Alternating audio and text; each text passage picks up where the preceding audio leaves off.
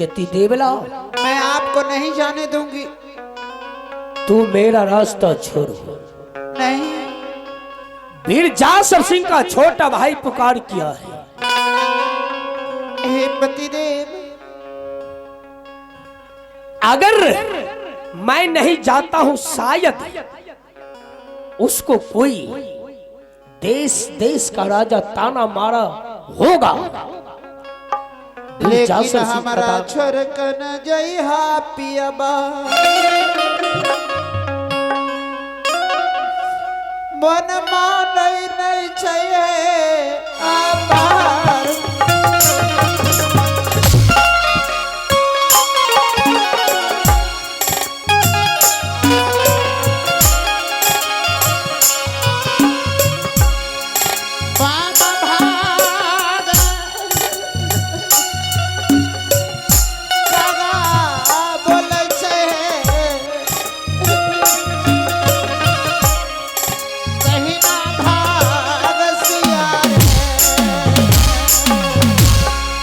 Master जी, ठीक है मैं नहीं जाऊंगा, लेकिन एक काम करो तुम। क्या? तब तक तुम महल में भोजन बनाओ, मैं यहाँ पर थोड़ा सा विश्राम कर लेता हूँ। क्या नहीं? जाओ तुम महल में भोजन बनाओ, मैं विश्राम कर लेता हूँ। अगर मैं अपने धर्म पत्नी की बात सुनता हूँ तो मेरा भाई भाई का रिश्ता खत्म हो जाएगा।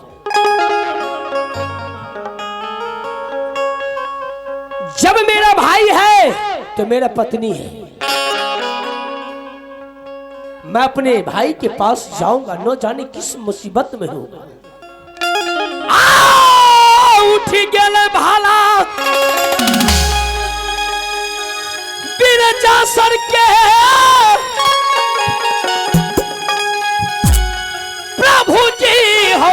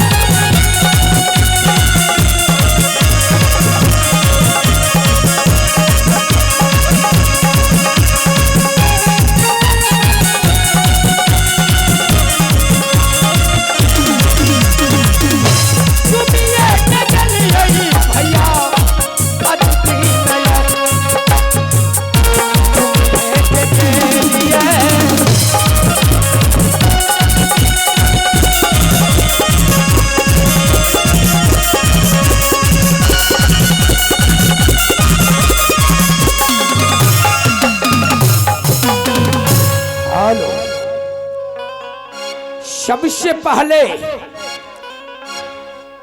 मैं सेनापति को आवाज लगाता हूँ।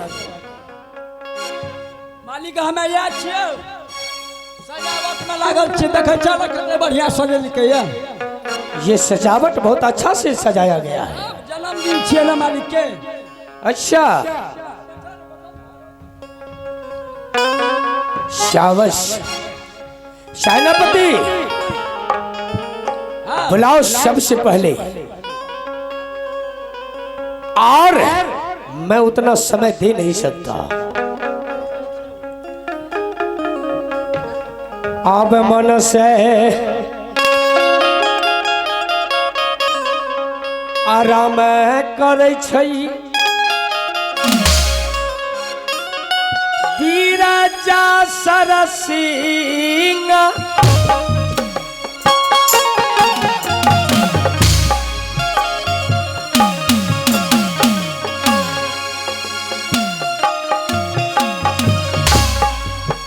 एसपी गया दौड़ी गेलै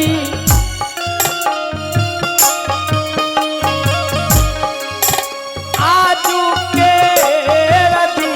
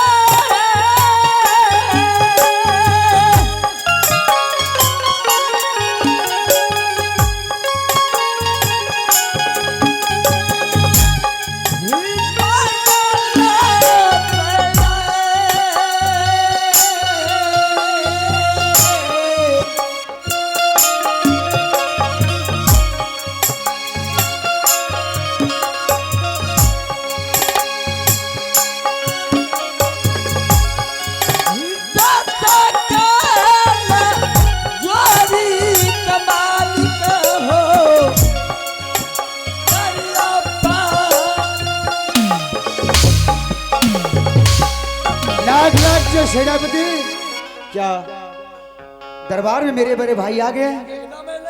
बहुत देर भाग स्वागत के चाय पानी से नहीं? ठीक है चलो।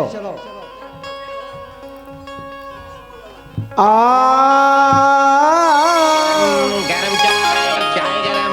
दसकार जोड़ी भैया जी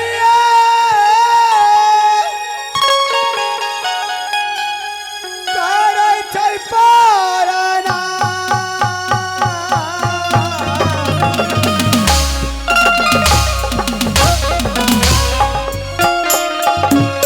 आशीर्वाद है।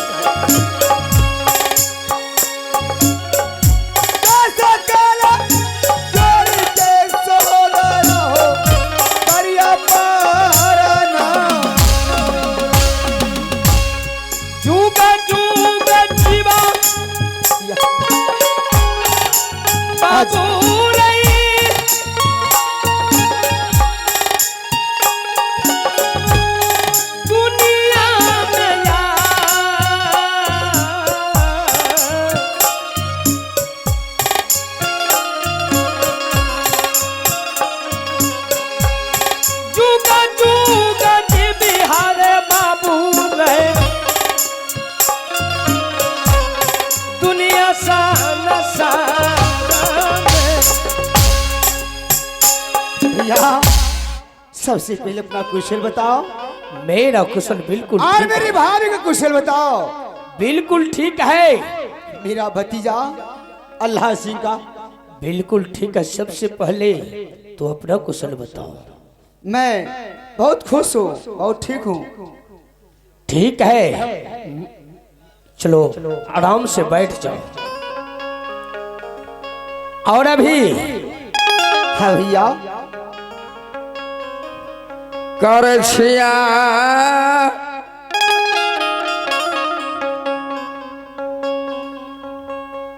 पुराना में पिता Shri hello hello hello hello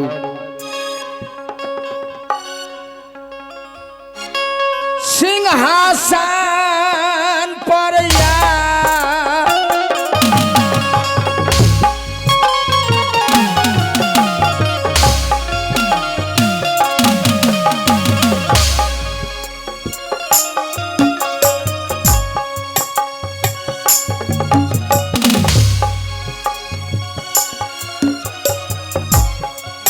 कार छा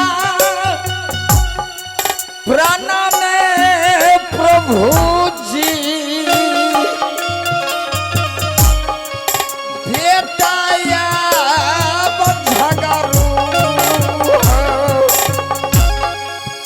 काया यही हमारा क्यों नहीं पीता से होई तहु नहीं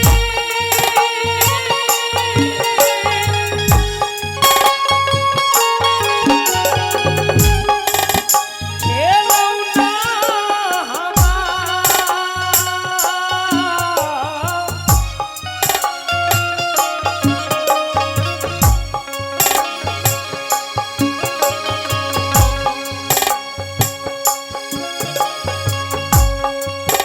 काया यही हमारा बाबू